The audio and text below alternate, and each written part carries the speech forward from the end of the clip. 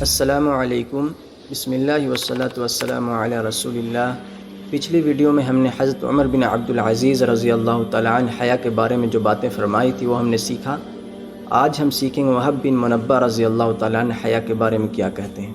چلیے پڑھتے ہیں۔ الایمان عریان، ایمان ننگا ہوتا ہے، ولباسہ التقوی، اور اس کا لباس تقوی ہے، وزینتہ الحیاء، اور اس کی زینت حیا کے ذریعے ہوتی ہے، ومالہ العفہ، اور عفت و پاک دامنی اس کا مال ہوتا ہے۔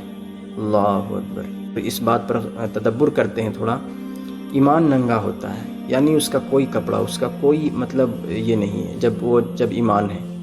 اب اس کو لباس کون پہناتا ہے؟ تقوی اور حیا۔ حیا اس کی زینت بنتی ہے ایمان کی۔ تو تقوی کیسے پیدا ہوگا؟ تقوی حیا کے بغیر پیدا ہی نہیں ہو سکتا، کیونکہ حیا اس کی زینت ہے اور تقوی ایمان کا لباس ہے۔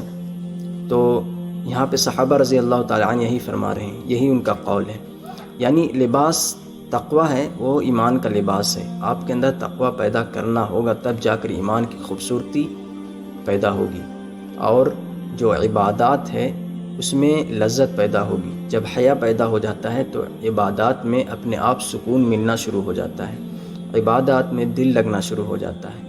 یہ نبی علیہ السلام کا بھی قول ہے، انہوں نے بھی یہ باتیں فرمائی ہیں کہ حیا جب پیدا ہو جاتا ہے، حیا جب ایک بندے کے اندر آ جاتی ہے تو عبادت میں اس کا دل لگنا شروع ہو جاتا ہے، اور عفت و پاک دامنی اس کا مال ہوتا ہے۔ یعنی ایک مال کو کس طرح مطلب انسان بچا کر رکھتا ہے، لوگوں سے دکھاوا نہیں کرتا، اسی طرح ایمان کو بھی محفوظ کرنا ہوگا، اور مال جو یہ مال ہے اس کو مطلب اس کی حفاظت کرنا ہوگا، ایمان کی حفاظت کرنا ہوگا، وہ تقوی اور حیا کے ذریعے ہوگا۔ تو پاک دامنی والی زندگی گزارنا اللہ ہم سب کو نصیب کرے، اور ہم سب کو حیادار انسان بنائے، ہم سب کو ایک عفت و پاک دامنی والی زندگی گزارنے والا بنائے، ہم سب کو بے حیائی سے بچائے۔ اللہ رب العزت ہم سب کو ایک خوشگوار زندگی گزارنے والا بنا دے۔